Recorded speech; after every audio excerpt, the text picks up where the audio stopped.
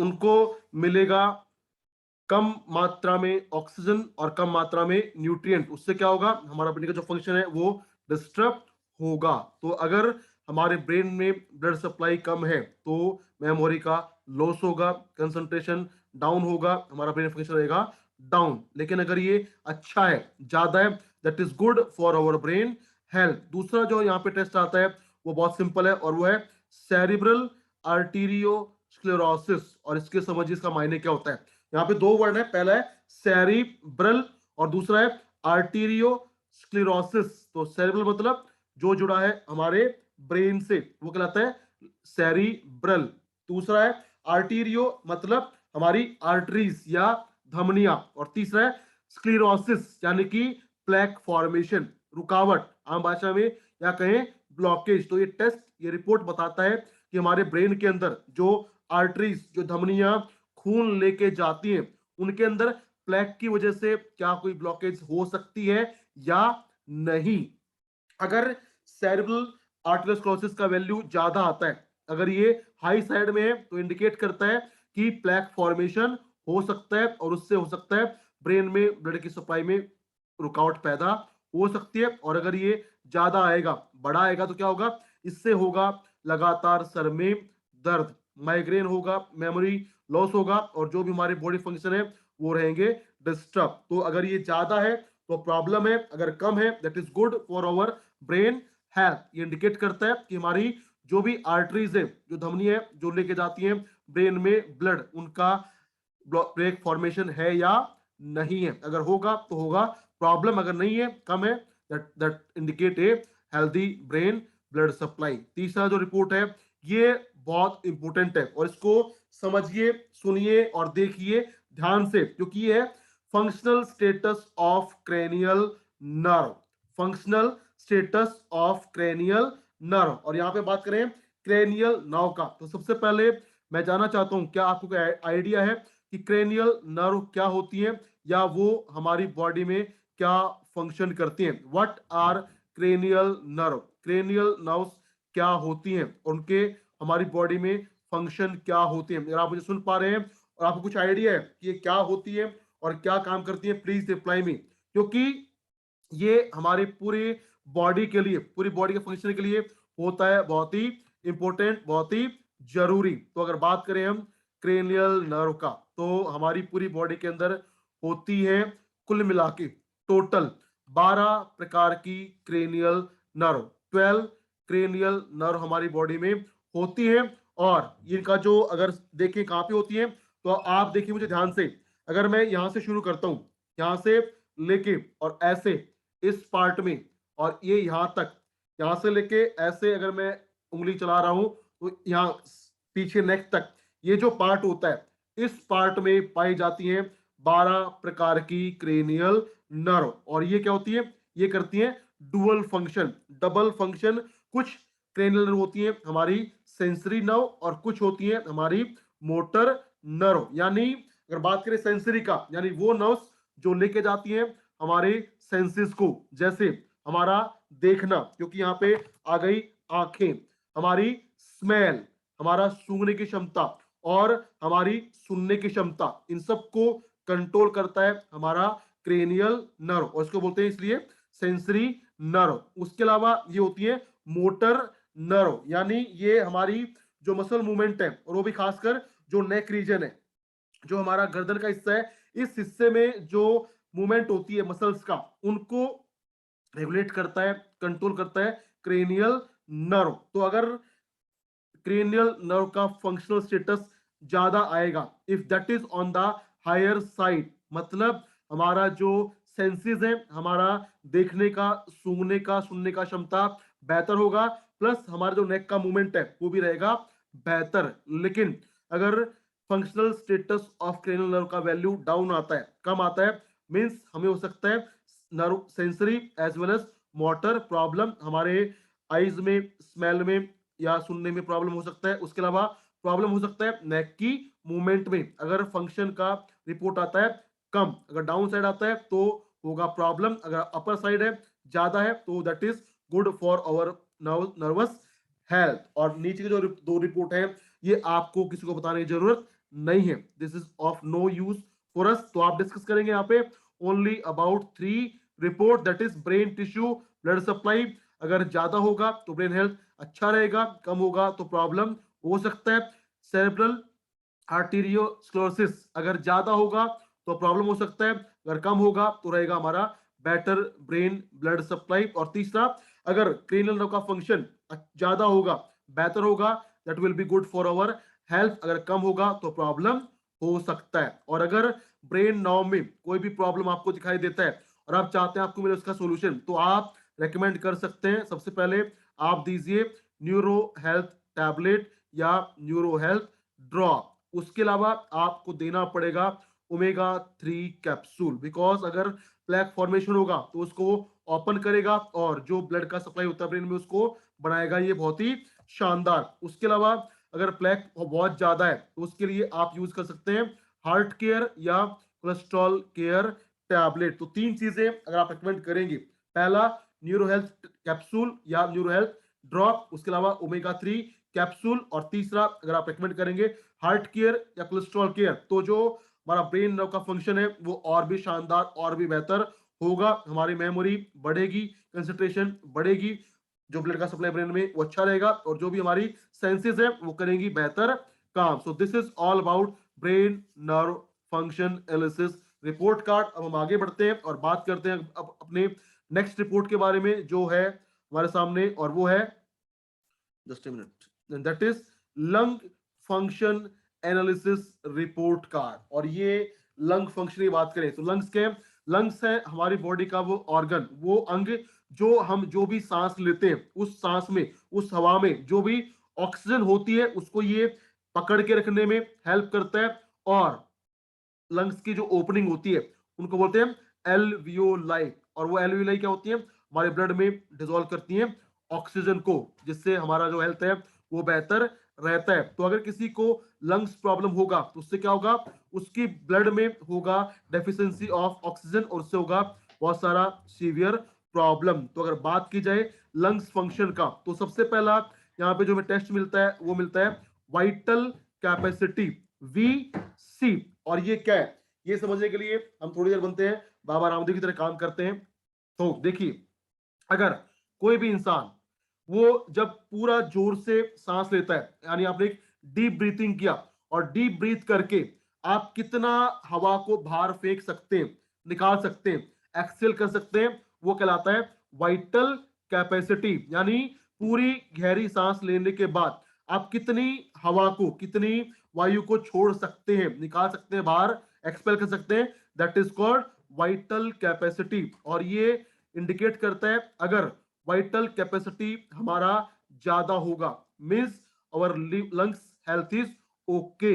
लेकिन अगर vital capacity कम होगा, वो इंडिकेट करेगा कि हो सकता है लिवर में, सॉरी लंग्स में इंफेक्शन या कोई प्रॉब्लम। तो वाइटल कैपेसिटी अगर ज्यादा है that is good for our lungs health, अगर कम है तो प्रॉब्लम हो सकता है, लंग्स में इंफेक्शन हो सकता है। दूसरा जो टेस्ट है वो है total lung capacity, total lung capacity यानी हमारे फेफड़ों की कुल क्षमता। और ये क्या होता है, जब आप बिल्कुल रिलैक्स होके एक डीप ब्रीथ लेते हैं, पूरी गहरी सांस लेते हैं, और उस गहरी सांस में हमारे लंग्स, हमारे फेफड़े मैक्सिमम कितनी ऑक्सीजन को या हवा को कैप्चर कर सकते हैं, पकड़ के रख सकते हैं, वो कहलाता है हमारा टोटल लंग कैपेसिटी। अगर किसी का टोटल लंग कैपेसिटी कम होगा मतलब उसके फेफड़ों में ऑक्सीजन की मात्रा कम रहेगी, and that may be a problem for us. तो अगर बात करें नॉर्मली, तो हेल्दी इंसान का जो वाइटल कैपेसिटी होता है वो होता है 4 से लेके 5 लीटर, यानी एक इंसान 4 से 5 लीटर हवा को एक बार में एक्सपेल कर सकता है, बाहर निकाल सकता है। लेकिन जो होता है हमारा टोटल लंग कैपेसिटी वो होता है अप्रोक्सीमेटली 6 लीटर, यानी एक इंसान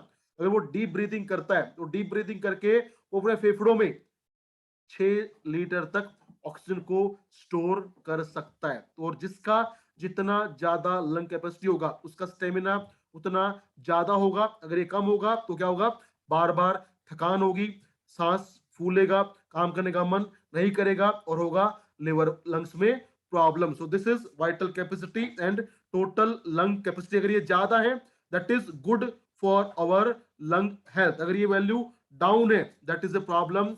मीन्स हमारे लंग्स की जो हेल्थ है वो ओके, वो प्रॉपर नहीं है, वहां पे कुछ प्रॉब्लम हो सकता है. और तीसरा जो टेस्ट में मिलता है वो मिलता है एयर वे रेजिस्टेंस. और यहाँ पे तीन वर्ड है, एयर, वे और रेजिस्टेंस. एयर मतलब हवा, वे मतलब रास्ता, रेजिस्टेंस मतलब रुकावट. यानी हमारी जो बॉडी में लंग्स में हवा जाती है उसके जाने का जो रास्ता है, हमारे नोज, हमारा गला, विंड पाइप और लंग्स, अगर वहां पे कहीं पे भी रुकावट होगा that will represent airway resistance. यानी हवा के रास्ते में अगर कोई रुकावट होगी that is called air way resistance. और अगर ये ज्यादा होगा, अगर रुकावट ज्यादा होगी तो हमारे लंग्स तक ऑक्सीजन हवा कम पहुंचेगी और that will be a sign of problem. और आमतौर पे जब किसी को होता है प्रॉब्लम ऑफ साइनस या गले में विंड पाइप में इंफेक्शन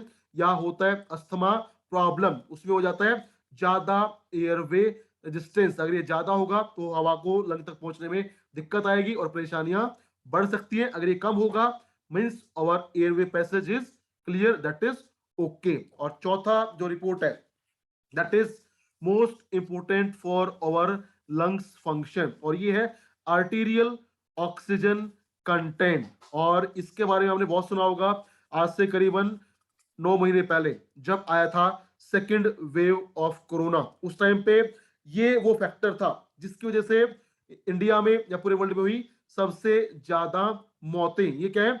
आर्टीरियल ऑक्सीजन कंटेंट. यानी हमारे आर्टरीज के अंदर, हमारे धमनियों के अंदर, हमारे ब्लड के अंदर ऑक्सीजन की मात्रा कितनी है. अगर हमारी आर्टरीज में ऑक्सीजन की मात्रा कम होगी तो उससे क्या होगा? हमारे हार्ट को करना पड़ेगा ज्यादा काम, ज्यादा पंपिंग, ज्यादा प्रेशर उसको उठाना पड़ेगा, उस पे आएगा ज्यादा खिंचाव. और उससे क्या होगा? जब हार्ट ज्यादा काम करेगा, ज्यादा पंपिंग करेगा, ज्यादा एक्टिविटी करेगा और उसको कम मिलेगा ऑक्सीजन, तो उससे क्या होगा? That will lead to myocardial hypoxia. इसको बोलते हैं आम भाषा में हार्ट फेलियर, जिससे हो जाता है डेथ. और यही वो फैक्टर था जिसकी वजह से सेकेंड वेव ऑफ कोरोना में हुई मैक्सिमम डेथ्स. जब कोरोना का इन्फेक्शन पहुंचा लंग्स में तो वहां पे क्या हुआ? ऑक्सीजन कंटेंट हमारे ब्लड में कम हो गया, और जब वो कम हुआ तो क्या हुआ? हमारे हार्ट को ज्यादा काम करना पड़ा, उसको सपोर्ट नहीं मिला और हो गया मायोकार्डियल हाइपोक्सिया. तो अगर आर्टीरियल ऑक्सीजन कंटेंट कम है that is a symptom, that is sine of big problem. उससे हमारा लंग्स और हमारा हार्ट दोनों प्रभावित हो सकते हैं. अगर आर्टीरियल ऑक्सीजन कंटेंट ज्यादा है हाई साइड में that is good for our lungs and heart health. So this is all about lung function analysis report card. और लंग्स के अंदर कोई प्रॉब्लम आपको दिखाई देता है, कोई भी फंक्शन डाउन है, उसको बढ़ाने के लिए आप यूज करवाइए सिल्वर प्लस, ताकि इन्फेक्शन खत्म हो सके. उसके अलावा आप एड ऑन कीजिए हिमालयन बेरी जूस, या अगर किसी को है प्रॉब्लम ऑफ अस्थमा, उसको सांस की दिक्कत है, एयरवे रेजिस्टेंस ज्यादा है, तो आप दे सकते हैं उसको एंटी पोल्यूशन ड्रॉप और कीवा स्वासरी सिरप. उसके अलावा आप दे सकते हैं गैनोडर्मा प्लस टैबलेट. अगर आप ये देते हैं तो जो हमारा हेल्थ है लंग्स का वो बेहतर होगा, वाइटल कैपेसिटी लंग्स का बढ़ेगा, इन्फेक्शन कंट्रोल होगा, और जो भी है ब्लॉकेज, रेजिस्टेंस, रुकावट, वो होगा दूर. तो आप यूज कर सकते हैं यहाँ पे सिल्वर प्लस. उसके अलावा आप यूज कर सकते हैं हिमालयन बेरी जूस, या आप यूज कर सकते हैं एंटी पोल्यूशन ड्रॉप, कीवा स्वासरी सिरप या ganoderma plus tablet. And this is all about lung function analysis report card. और अब हम आगे बढ़ते हैं और डिस्कस करते हैं अपनी आज की लास्ट रिपोर्ट के बारे में, जो है जस्ट गिव अ सेकंड, जो है बोन मिनरल डेंसिटी. और बहुत सिंपल सा ये टेस्ट है. देखिए, बोन मिनरल डेंसिटी यानी हमारी हड्डियों में मिनरल्स का, खनिज का घनत्व कितना है. अगर हमारी हड्डियों की बात करें तो हमारी हड्डियों में मेनली होते हैं 3 मिनरल, कैल्शियम, मैग्नीशियम और फॉस्फोरस, तो अगर हमारी हड्डियों में कैल्शियम, मैग्नीशियम, फॉस्फोरस की मात्रा कम होगी तो डेंसिटी हड्डियों का कम होगा, और उससे क्या होगा, हड्डियां कमजोर होंगी और हमें होंगे बहुत सारे bone related problem. Most common है ऑस्टियोपोरोसिस। तो सबसे पहले इस रिपोर्ट में हमें जो टेस्ट मिलता है वो मिलता है ओस्टियोक्लास्ट कोएफिशिएंट। अब ये क्या है, देखिए जब बात करते हैं हम हड्डियों का या बात करें पूरी बॉडी का, हमारी पूरी बॉडी बनी होती है किसका, सेल्स का, और सेल्स लगातार टूटती हैं और बनती हैं। उसी प्रकार से जो भी हमारी हड्डियों की सेल होती हैं उनको बोलते हैं ऑस्टियो सेल्स, उनको बोलते हैं ओस्टियो सेल्स। और हड्डियों में होते हैं दो प्रोसेस, एक होता है बोन फॉर्मेशन, एक होता है बोन का ब्रेकडाउन। जो चीज हड्डियों की सेल बनाएगी उसको बोलेंगे ओस्टियोक्लास्ट, और जो हड्डियों की सेल को तोड़ेगा उसको बोलेंगे ओस्टियोब्लास्ट। तो बोन सेल फॉर्मेशन कहलाता है ओस्टियोक्लास्ट, बोन सेल का डिग्रेडेशन टूटना कहलाता है ओस्टियोब्लास्ट। तो जब भी किसी की आप ये करते हैं एनालिसिस और उसमें आपको मिलता है ओस्टियोक्लास्ट कोएफिशिएंट, तो ये बताता है about the formation of bone cell. और किसी को अगर होता है कोई भी बोन रिलेटेड प्रॉब्लम, हड्डियों से संबंधित किसी को प्रॉब्लम होती है या हड्डियां कमजोर होती हैं, तो उसमें ऑस्टियोक्लास्ट का जो एक्टिविटी है कोएफिशिएंट है वो बढ़ जाता है। अगर ये आता है बड़ा हुआ, ज्यादा आता है, दैट इंडिकेट की बोन हेल्थ, बोन में जो हेल्थ है वो डिस्टर्ब हो सकता है और हो सकता है हड्डियों में प्रॉब्लम। तो अगर ये पॉजिटिव है, ज्यादा है, मतलब हो सकता है हड्डियों में समस्या, हड्डियां कमजोर हो सकती हैं। दूसरा जो टेस्ट है वो है अमाउंट ऑफ कैल्शियम लॉस, यानी जब हड्डियों की सेल टूटती हैं और बनती हैं तो उस प्रोसेस में कितना कैल्शियम का लॉस होता है, और जितना ज्यादा होगा कैल्शियम का लॉस उतनी होगी हमारी हड्डियां कमजोर। तो अगर ये ज्यादा आता है मीन्स हमारी हड्डियां होंगी और ज्यादा कमजोर, उनका बीएमडी होगा डाउन और होगा हमें बहुत सारा जॉइंट रिलेटेड प्रॉब्लम। लेकिन अगर अमाउंट ऑफ कैल्शियम लॉस कम है, डाउन आता है, तो मतलब that is good for our bone health. और तीसरा जो टेस्ट है वो मैं आपको बताता हूं, ये सिर्फ आपके लिए है क्योंकि किसी को बताना नहीं है, क्योंकि ये है degree of bone hyperplasia.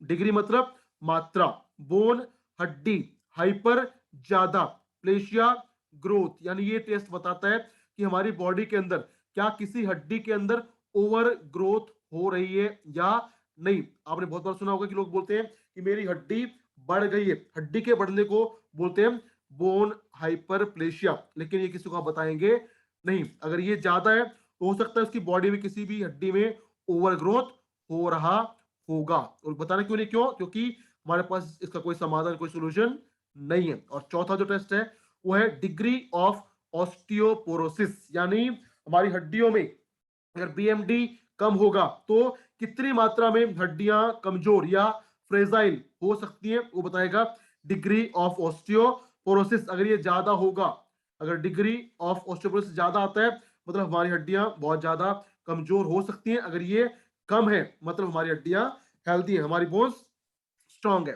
Last में बोन मिनरल डेंसिटी, हमारी हड्डियों का घनत्व अगर ज्यादा आता है दैट इज गुड, अगर कम आता है that is a problem sign, उससे हो सकता है हमें बहुत सारे bone related problem. So this is all about bone mineral density analysis report card.